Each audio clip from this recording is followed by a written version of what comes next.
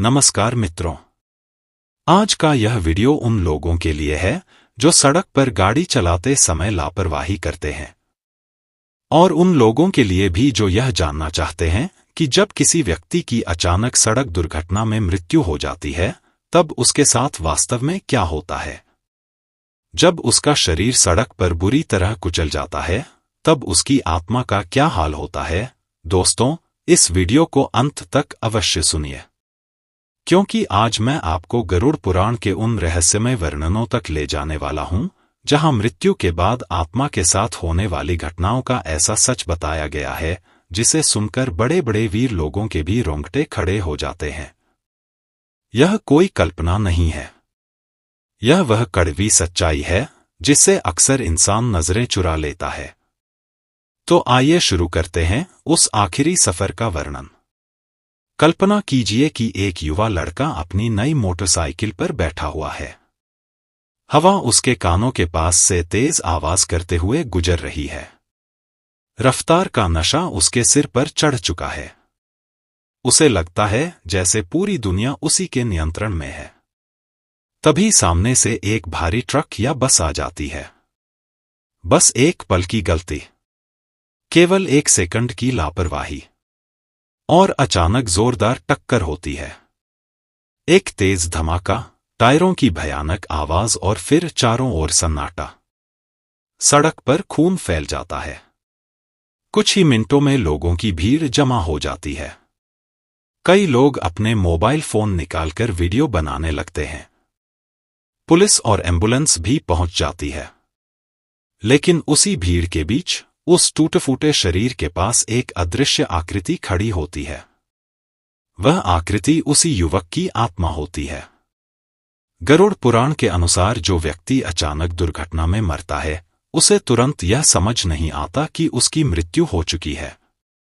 शास्त्रों में कहा गया है कि मृत्यु के समय 1000 बिच्छुओं के एक साथ डंक मारने जैसी पीड़ा होती है। लेकिन जब किसी का शरीर किसी भारी वाहन के नीचे आकर चकनाचूर हो जाता है तब आत्मा को जो झटका लगता है उसका वर्णन करना बहुत कठिन है। आत्मा अपने ही शरीर को देखती है। वह देखती है कि उसका हेलमेट दूर गिरा हुआ है, उसका सिर फट चुका है।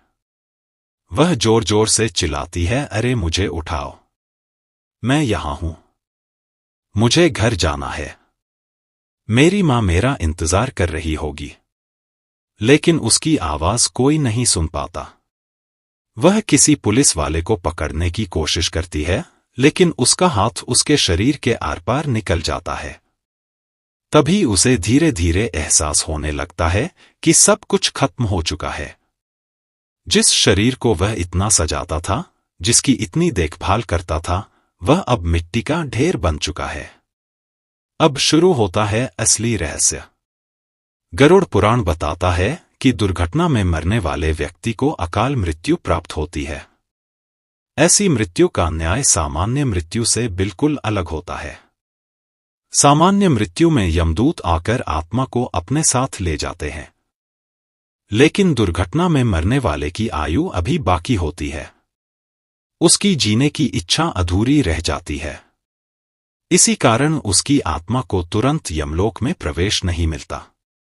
कुछ समय तक उसे बहुत भयानक स्थिति का सामना करना पड़ता है। वह अपने शरीर का पोस्टमार्टम होते हुए देखती है। डॉक्टर उसके शरीर को काटते हैं। वह सब कुछ देखती है। दर्द भले न हो, लेकिन अपनी देह की दुर्दशा देखकर उसकी आत्मा रो उठती है। फिर उसका शरीर घर लाया जाता है। वह अपने घर वालों को बिलख बिलख कर रोते हुए देखती है। उसकी पत्नी रो रही है।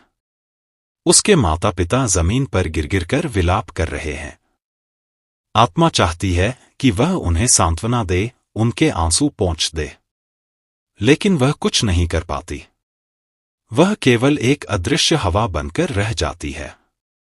गरुड़ पुराण के अनुसार मृत्यु के बाद 13 दिनों तक आत्मा अपने घर के आसपास ही भटकती रहती है।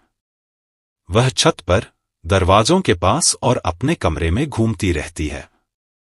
उसे भयंकर भूख लगती है। ऐसी भूख मानो पेट में आग जल रही हो।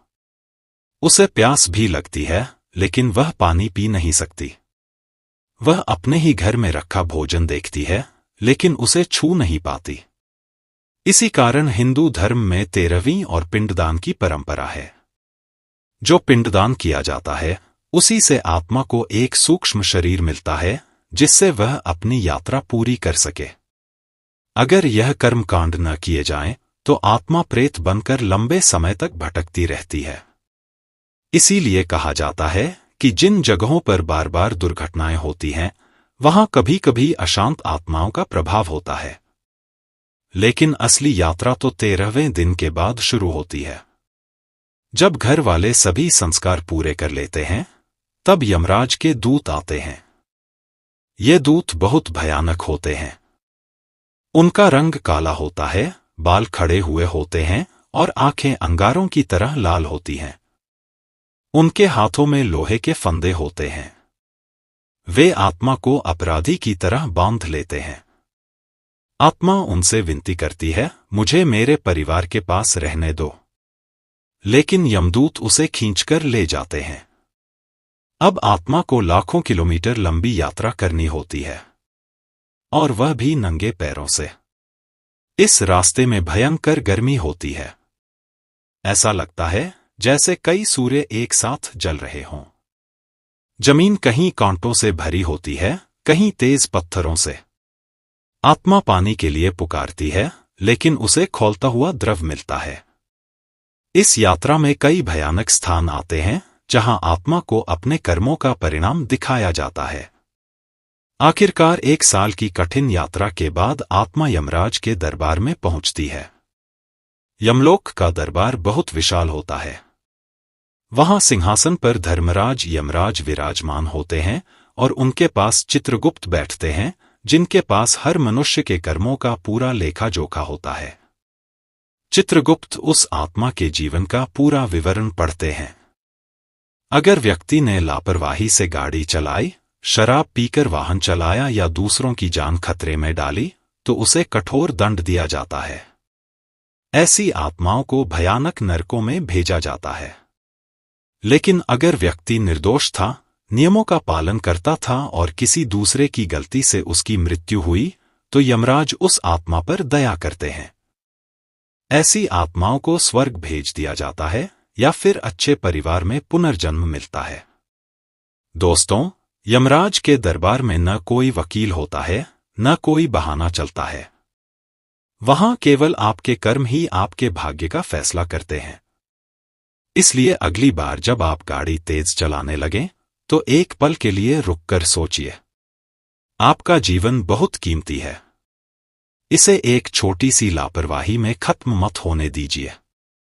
अच्छे कर्म कीजिए, नियमों का पालन कीजिए, ताकि जब मृत्यु के बाद यमराज के सामने खड़े हों, तो वह भी मुस्कुराकर आपका स्वागत करें।